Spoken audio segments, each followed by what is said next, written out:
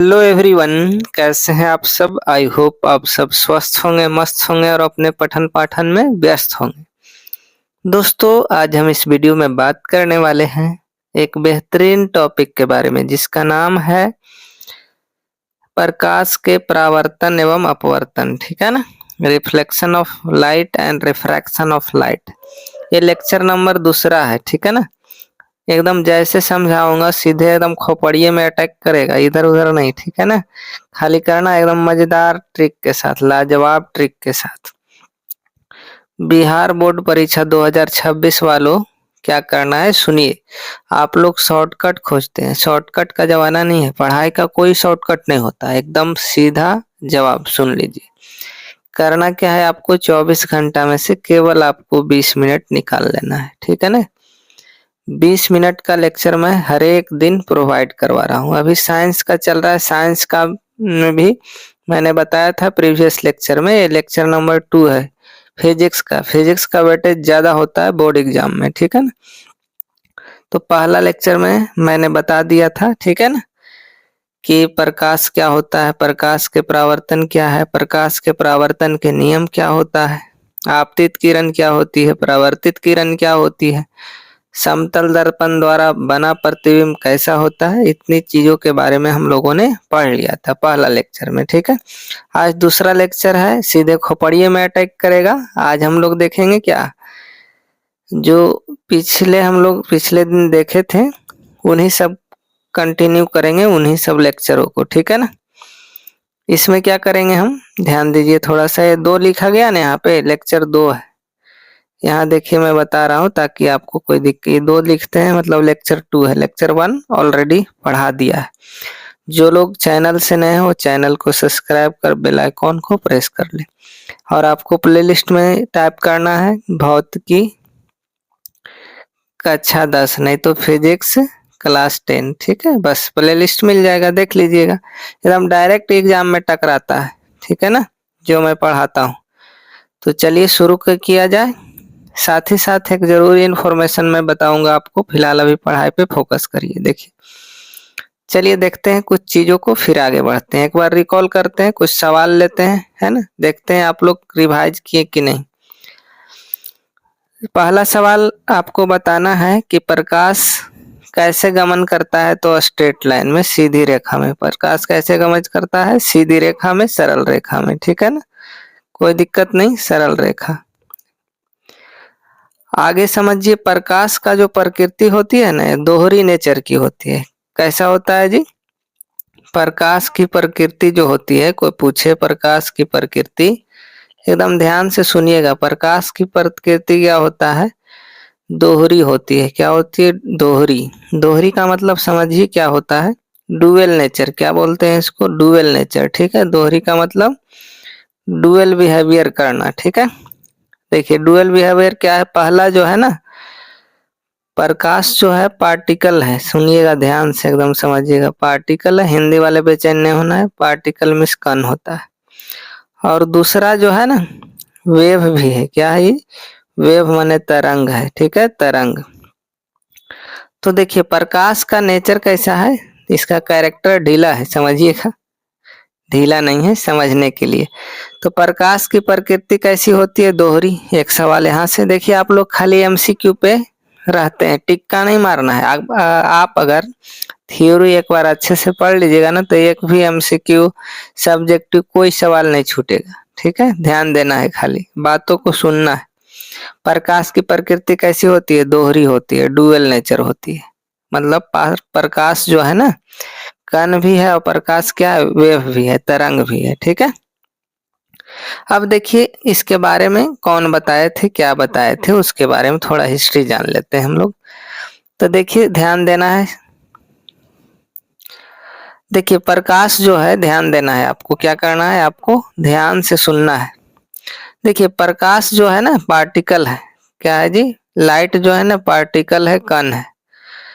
ये बताए थे न्यूटन साहब ने। कौन बताए थे जी, न्यूटन साहब ने बोले थे कि प्रकाश क्या है, कण है, पार्टिकल है। जो आगे चलकर गलत हो गया। ठीक है, पहला नेचर हो गया। न्यूटन साहब तो पूछ देता है कि प्रकाश का कणिका सिद्धांत किसने दिया था, न्यूटन ने, है ना। किसने दिया? न्यूटन ने। ठीक है, आगे समझते हैं हम लोग, आगे देखते हैं। और प्रकाश जो है ना, बताए थे वेव है, कौन साइंटिस्ट ने बताया था? हाइजेंस ने। ठीक है, क्या है? हाइगेंस ने। ठीक है, हाइगेंस ने बताए थे कि ये वेव है। क्लियर हो गया? आगे बढ़ा जाए, कोई दिक्कत नहीं। चलिए हम लोग अपने लेक्चर पे आते हैं। अब देखिए, समतल दर्पण से परावर्तन की सतह है ना, बाउंसिंग बैक ऑफ लाइट होता है। कुछ और बातें हम लोग यहाँ जानेंगे। ठीक है, देखिए ध्यान दीजिएगा,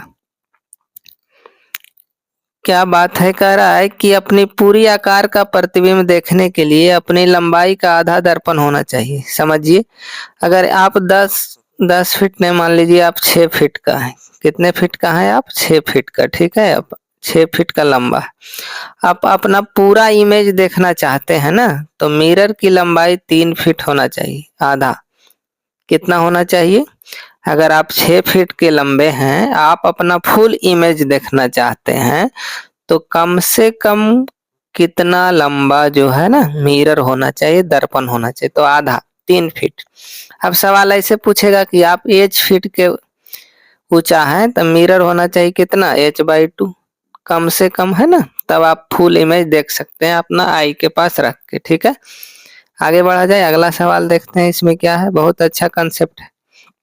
दूसरा पॉइंट, यदि दर्पण की ओर भी वेग से दौड़ा जाए, है ना, कोई मिरर है उसके तरफ आप भी वेग से दौड़िए, मान लो 10 मीटर पर सेकंड से आप दौड़ रहे हैं, तो प्रतिबिंब टू भी गतिशील दिखाई देगा। समझ रहे हैं?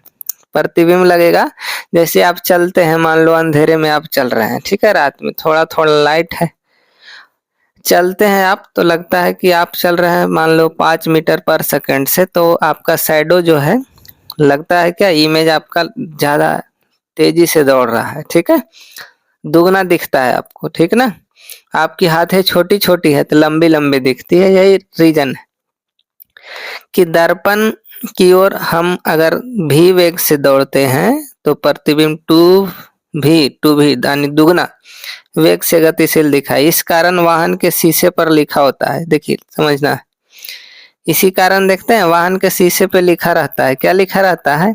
समझिए, यहाँ से करा है, लिखा रहता है कि object in the mirror are closer than, object in the mirror are closer than the appear. इसका मतलब क्या हो गया कि वस्तु स्वाभाविक वेग से अधिक गतिशील दिखती है। इसका मतलब ये हो गया हिंदी। ठीक है, object in the mirror are closer than the appear. हाँ, आप बाइक चलाते हैं, उसमें लिखा रहता है शीशा में। ठीक है, कि वस्तु स्वाभाविक वेग से अधिक गतिशील दिखाई दे रही है। ठीक है, जितना उसका स्वाभाविक वेग होना चाहिए उससे ज्यादा गतिशील दिखती है। अगला पॉइंट भी बहुत खूबसूरत है, तीसरा पॉइंट देखिए, तीसरा समझते हैं हम लोग। ये सब एकदम एग्जाम में पूछा जाता है। कह रहा है यदि दर्पण को थीटा कोण से घुमाया जाए, मिरर को अगर आप घुमा देते हैं 10 डिग्री से, समझिए 10 डिग्री से मिरर को घुमाएंगे ना, तो प्रतिबिंब 20 डिग्री से घूम जाएगा, यानी थीटा से घुमाएंगे तो 2 थीटा से घूम जाएगा। ठीक है, 30 डिग्री से घुमाएंगे तो 60 डिग्री से घूम जाएगा प्रतिबिंब। क्लियर? चलो अगला सवाल। हाँ, ये सब सवाल के रूप में। चौथा देखिए, करा वस्तु दर्पण से जितनी दूरी पर होती है, दर्पण के अंदर प्रतिबिंब उतनी दूरी पीछे बता दिया था। ठीक है, समतल दर्पण से आभासी प्रतिबिंब बनता है। कैसा बनता है जी? वर्चुअल बनता है। ठीक है, आगे देखिए, समतल दर्पण की फोकस दूरी अनंत होती है। समतल दर्पण की फोकस दूरी क्या होती है जी? इनफिनाइट होती है। और इसकी क्षमता शून्य होती है। क्या होती है? क्षमता क्या होती है? समतल दर्पण की क्षमता शून्य होती है। समतल दर्पण की फोकस दूरी अनंत होती है। Important point. चलिए, हम प्रतिबिंब देख चुके थे, है ना, समतल दर्पण के बारे में देख चुके थे, पासारो परिवर्तन मैंने आपको बता दिया था प्यार से। आज हम लोग पढ़ेंगे गोलीय दर्पण के बारे में। किसके बारे में पढ़ेंगे जी? गोलीय दर्पण के बारे में। ठीक है, समझना है, क्या पढ़ेंगे? गोलीय दर्पण के बारे में पढ़ेंगे हम लोग सब। हाँ, है ना। परावर्तन के नियम बताइए। आपतन कोण और परावर्तन कोण क्या होते हैं? बराबर होते हैं। ठीक है जी। आपतित किरण, परावर्तित किरण और अभिलंब तीनों एक ही समतल में होते हैं। Very good. चलिए, अभिलंब का परिभाषा बता दीजिए। नॉर्मल जिसको बोलते थे अभिलंब, क्या बोलते थे हम लोग? अभिलंब। अभिलंब नॉर्मल, नॉर्मल का परिभाषा बता दीजिए। चलिए बताइए नॉर्मल का डिफिनीशन। परावर्तित किरण और आ- परावर्तित किरण और आपतित किरण को अलग करने वाले काल्पनिक रेखा को अभिलंब कहते हैं। ठीक, इस तरह मैंने बताया था आपको। आपतित किरण आई, इधर से परावर्तित हो गई, ये जो बीच में होता है ना, इसी को अभिलंब बोलते हैं। दोनों को अलग करती है, सीधे 90 डिग्री पे होती है। ठीक है, आगे देखिए। अब गोलीय दर्पण देखते हैं। क्या देखते हैं हम लोग? गोलीय दर्पण देखते हैं। हाँ, ध्यान देना है आपको। तो गोलीय दर्पण क्या है? किसी गोला का एक भाग होता है। सुनिएगा ध्यान से, लिखा हुआ है उस पर फोकस नहीं करना है, चीजों को समझना है। देखिए गोलीय दर्पण, गोलीय दर्पण किसी खोखले गोले का एक भाग होता है। ठीक है ना? गोली, आप समझिए, बता दिए। गोलीय दर्पण परावर्तक तल अंदर की ओर और बाहर की ओर क्या होते हैं? वक्रित होते हैं, माने टेढ़ा होता है। गोलीय दर्पण का परावर्तक सतह जो है अंदर या बाहर की ओर थोड़ा सा मुड़ा होता है, वक्रित होता है। अब देखिए यहाँ से गोलीय दर्पण दो प्रकार के होते हैं। कितने तरह के होते हैं जी? दो प्रकार के। एगो अवतल होता है, एगो उत्तल होता है। ठीक है, गोलीय दर्पण कितने प्रकार के? दो प्रकार के, एगो अवतल और दूसरा उत्तल। अवतल बोले तो कनकेव मिरर, इंग्लिश समझते जाइए, कनकेव मिरर। ठीक है, क्या बोलते हैं हम लोग? कनकेव मिरर, अवतल को। अवतल मतलब होता है धंसा हुआ। अवतल में क्या होता है जी? धंसा हुआ। ठीक है, तो देखिए गोलीय दर्पण जिसका परावर्तक सतह अंदर की ओर अर्थात गोले केंद्र की ओर वक्रित होता है। ठीक है, देखिए केंद्र की ओर, तो उसे क्या बोलते हैं? धंसा हुआ है। क्या है ये? धंसा हुआ है। देखिए इस तरह से बना हुआ है, इधर सिल्वरिंग किया हुआ है बाहर में, तो ये क्या हो गया? आपको ऐसे बना दे आपको। ठीक है, अब बाहर सिल्वर कर दे, तब भी कैसा दर्पण हो गया जी? अवतल दर्पण, कनकेव मिरर हो गया। ठीक है, गोलीय दर्पण है ना, वैसा गोलीय दर्पण जिसका परावर्तक सतह धंसा हुआ हो उसे हम लोग क्या बोलते हैं? अवतल दर्पण बोलते हैं। क्लियर हो गया? डन डन डन डन, कोई दिक्कत नहीं, आगे बढ़ते हैं। अब देखिए दूसरा होता है उत्तल दर्पण। क्या होता है? उत्तल माने उठा हुआ। उत्तल में इसके अगला जो दर्पण है आपका, है ना, दूसरा टाइप का जो दर्पण है, ध्यान दीजिएगा। दूसरा देखिए यहाँ पे है, चलिए ले लेता हूँ। हाँ, दोनों स्लाइड एक साथ लेता हूँ।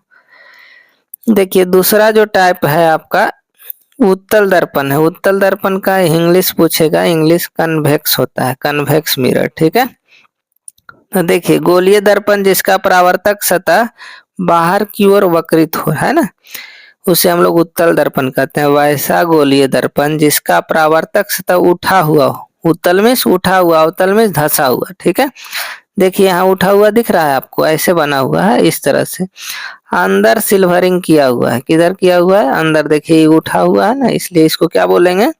उत्तल दर्पण। और समझिए, मान लो मैं ऐसे बता दिया, ठीक है, अंदर से सिल्वरिंग कर दिया, तो ये कैसा दर्पण? उत्तल दर्पण हो गया। ऐसे बना दिए, अब देखिए अंदर से सिल्वरिंग कर दिए, तो क्या कहलाएगा? उत्तल, उठा हुआ। ठीक है, आगे समझते हैं, कोई दिक्कत नहीं।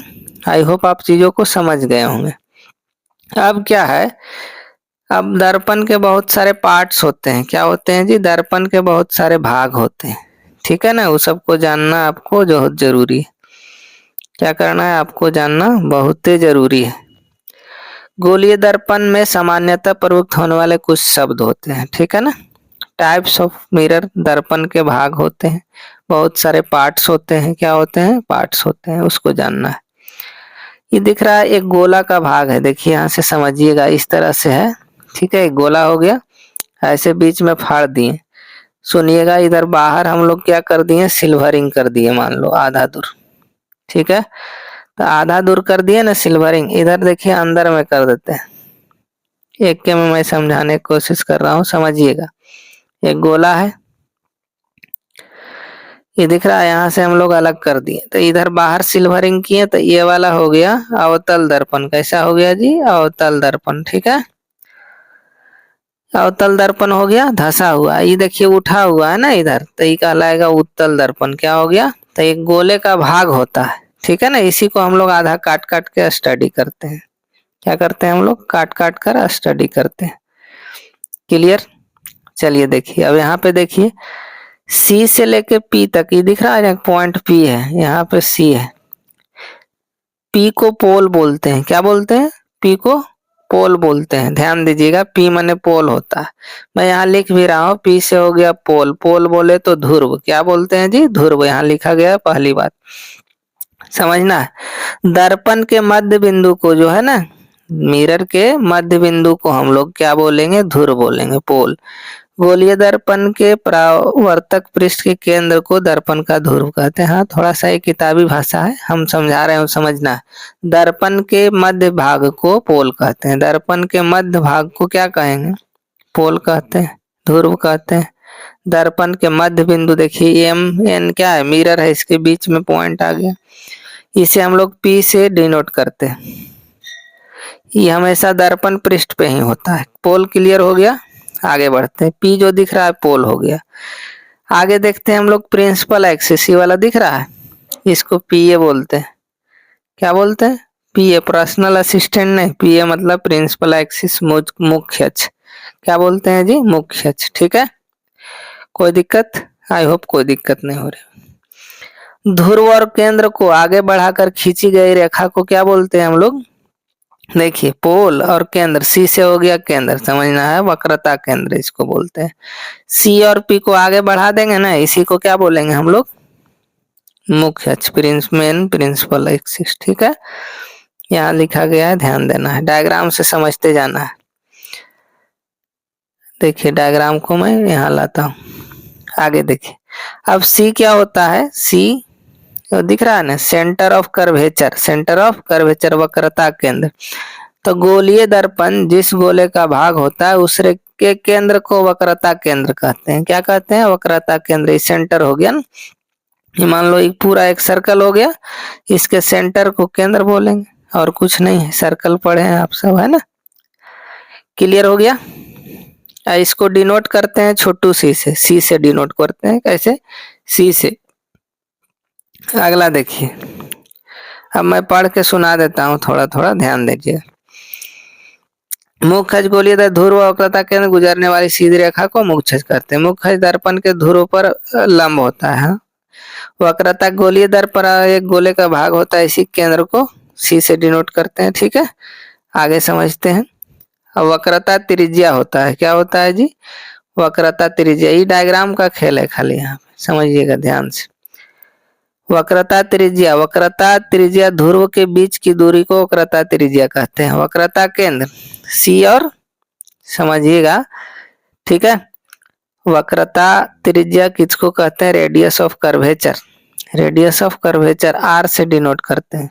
ठीक है, किससे डिनोट करते हैं? कैपिटल आर से। ठीक है, अब यहाँ से देखिए, सी और पी के बीच को हम लोग कैपिटल आर बोलते हैं, कहीं कहीं स्मॉल आर भी लिखा जाता है, वो मूट पॉइंट नहीं है। ठीक है, देखिए पोल, ध्रुव और वक्रता केंद्र के बीच की दूरी को क्या बोलते हैं? वक्रता त्रिज्या बोलते हैं। यानी आर बराबर हो जाता है हम लोग को 2f फोकल लेंथ। ठीक है, फोकल लेंथ किसको बोलेंगे? फोकस और पोल के बीच में। फोकस अभी मैं बता रहा हूँ। त्रिज्या के आधा को फोकस कहते हैं।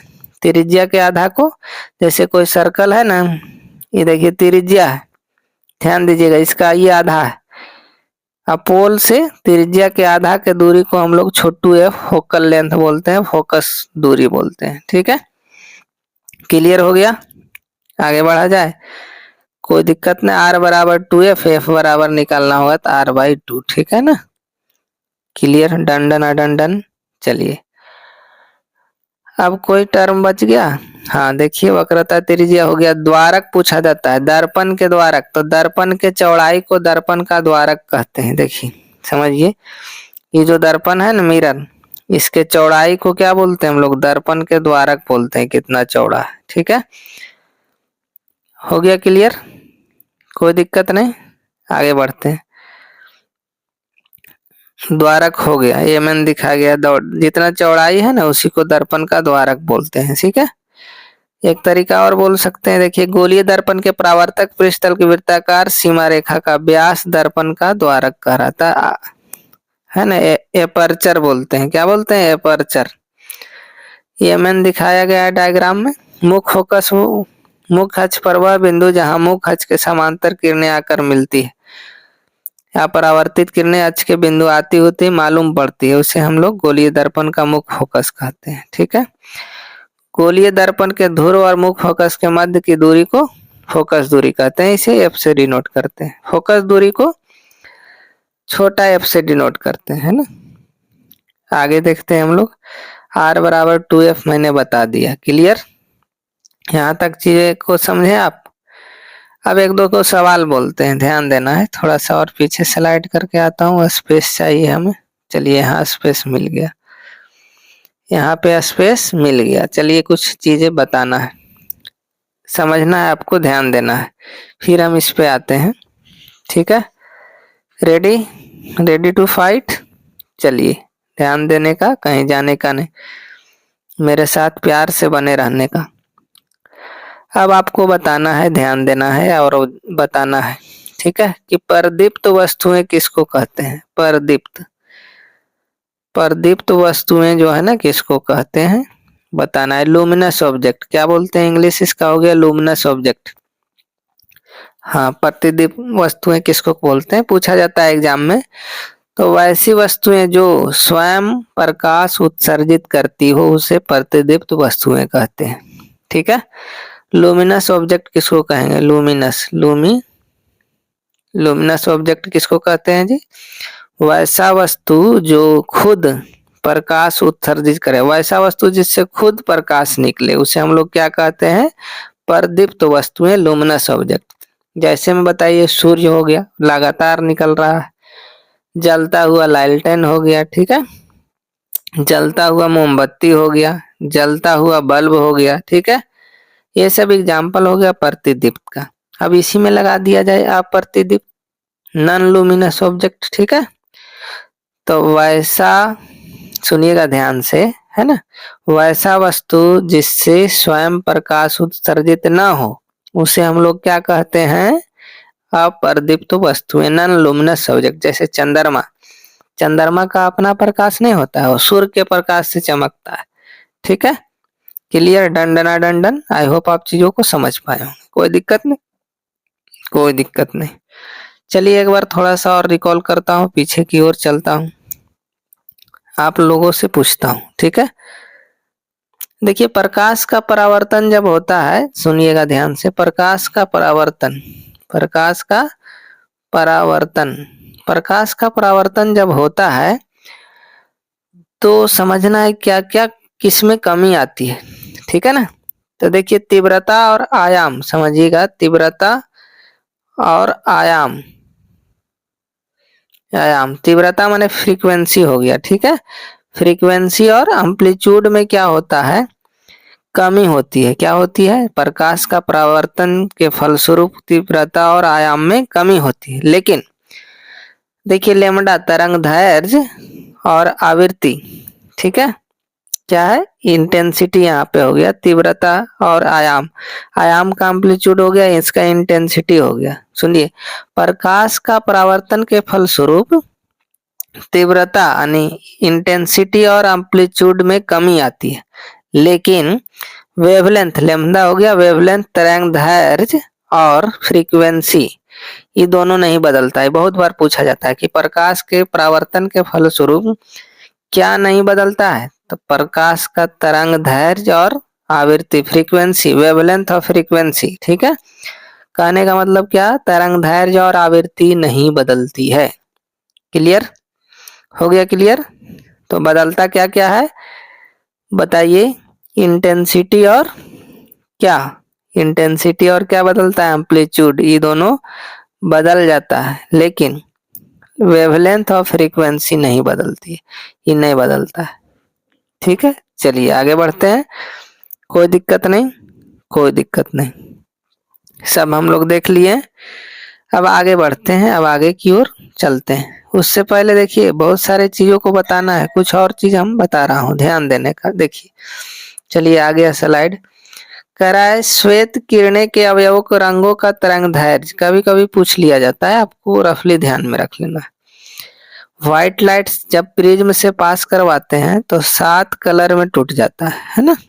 आगे पढ़ेंगे हम लोग, फिलहाल देखिए यहाँ लिखा गया है VI, समझिएगा बी। भीप गयोर, गयोर हो गया, रेनबो का कलर है। कभी कभी पूछ जाता है कि कौन रेनबो का कलर है, तो भीप गयोर। नीचे से लिखिएगा, सबसे ज्यादा वेवलेंथ जो है तरंगदैर्घ्य का एसआई मात्रक एंगस्ट्रम होता है। ए नोट से लिखा जाता है, ए के माथा पे बिंदी, ए के माथा पे क्या देता है, बिंदी, ठीक है। तो देखो भीप गयोर हो गया, भी से वॉयलेट हो गया, आई से इंडिगो, बी से ब्लू, जी से ग्रीन, येलो, ऑरेंज, रेड, ठीक है। तो सबसे ज्यादा वेवलेंथ जो है ना तरंगदैर्घ्य किसका होगा, तो लाल का होता है। ये ध्यान रखना, 7800 एंगस्ट्रम से 6400 एंगस्ट्रम होता है।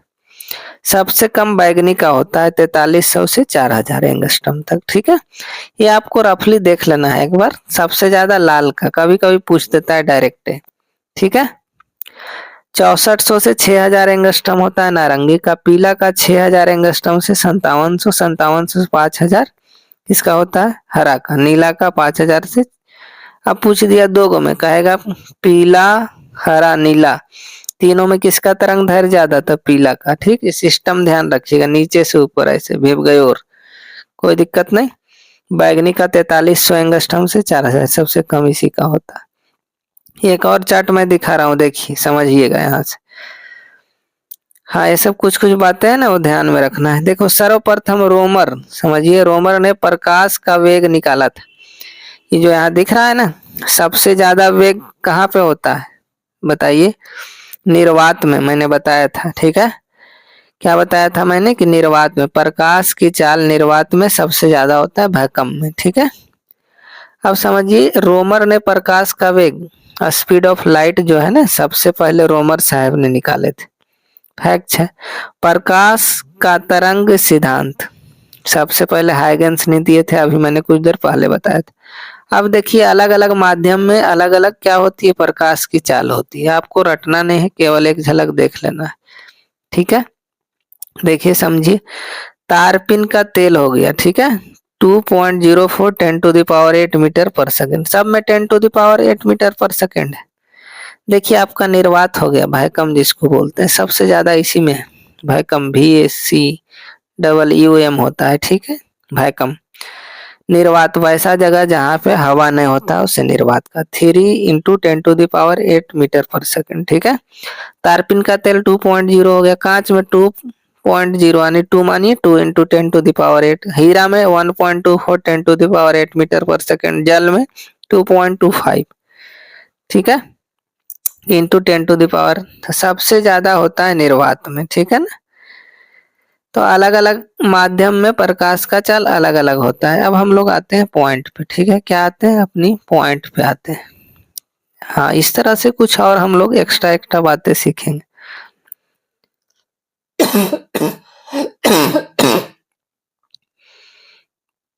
अब देखिए, यहाँ समझना है आपको। देखिए यहाँ 4 गो रूल दिया गया है। क्या है रूल, इसी के आधार पे किरण आरेख सबसे इम्पोर्टेंट।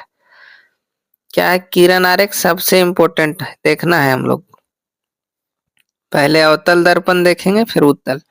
अवतल दर्पण के किरण आरेख बनाने के कुछ नियम होते हैं। 4 नियम यहाँ दिया गया है, ध्यान देना है, सुनना है, डायग्राम को समझना है। कह रहा है दर्पण के मुख अक्ष के समांतर, ठीक है, दर्पण हो गया मुख अक्ष, मुख अक्ष कौन हो गया, PC, ये वाला मुख अक्ष हो गया PA, प्रिंसिपल अक्ष। मुख्य अक्ष के समांतर किरणें परावर्तन के बाद पश्चात बाद अवतल दर्पण के फोकस से गुजरती है। देखिए इधर से लाइन गया, ये ऐसे आया, कहाँ से गुजरा, फोकस से, इधर से। ये मुख अक्ष हो गया, इसके समांतर गई लाइन, कहाँ से, फोकस से गुजरा है। ध्यान, पहला पॉइंट यही है, एक बार और अच्छे से समझ लेना है कि जैसे ही कोई दर्पण हो गया, ठीक है, यहाँ से ये प्रिंसिपल एक्सिस हो गया, ठीक है, इसके समांतर रेखाएं ऐसे आई, यहाँ कहाँ से गुजरेगा, ये फोकस से गुजरेगा, ठीक है। पहली बात, मुख्य अक्ष के समांतर जो है रेखाएं परावर्तन के बाद हमेशा कहाँ से गुजरेगी, फोकस से। पहली बात क्लियर, डायग्राम में देखिए दिखाया गया, इस तरह गया, इस तरह आया, ठीक है।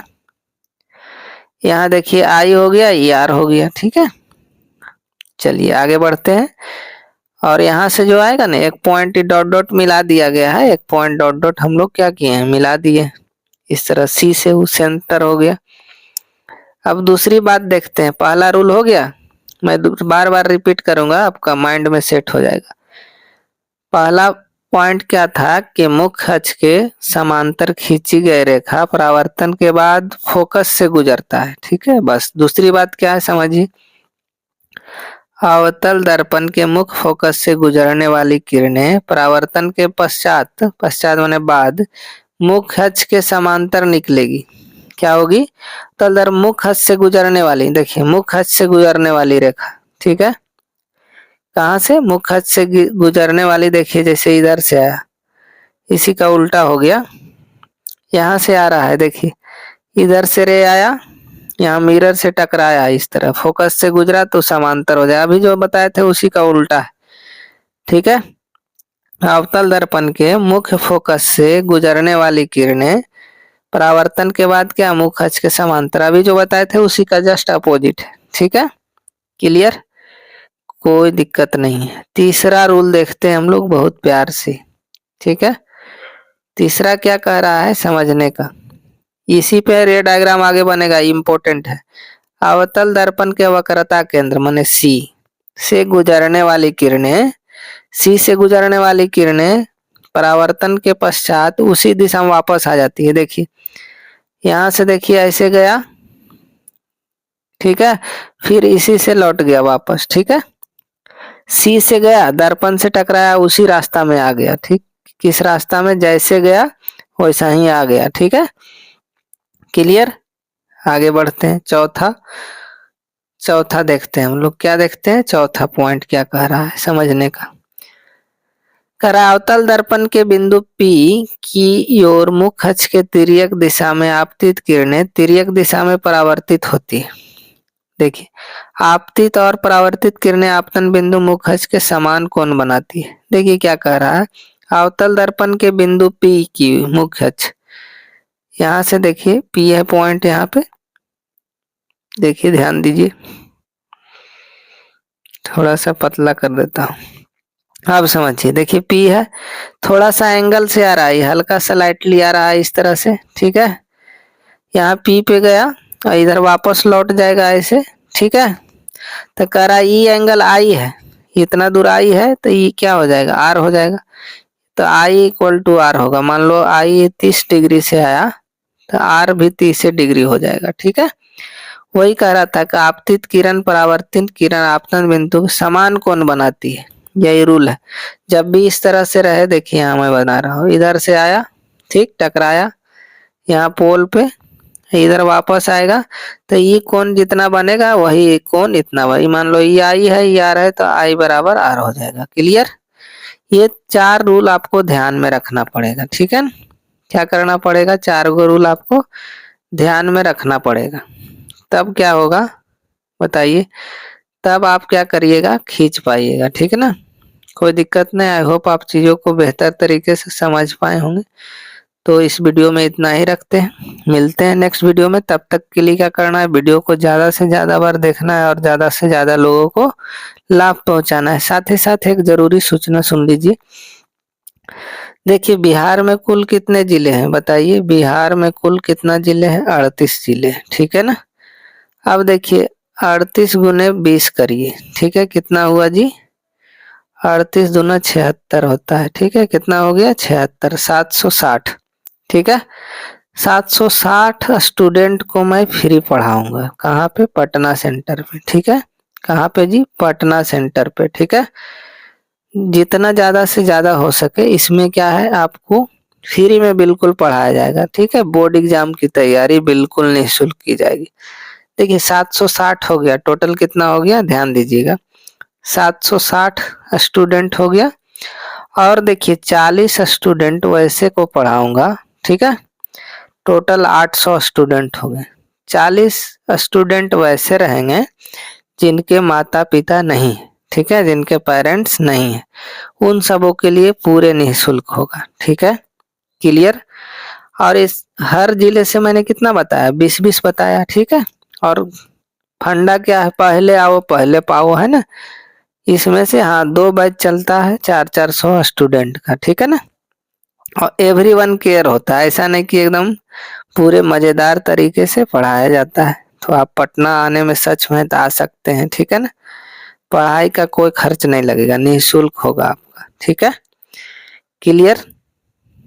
चलिए तो इस वीडियो में इतना ही रखते हैं, मिलते हैं हम लोग नेक्स्ट वीडियो में। तब तक के लिए खुश रहिए, स्वस्थ रहिए और पठन पाठन में व्यस्त रहिए और मन से पढ़ाई करिए। जय हिंद।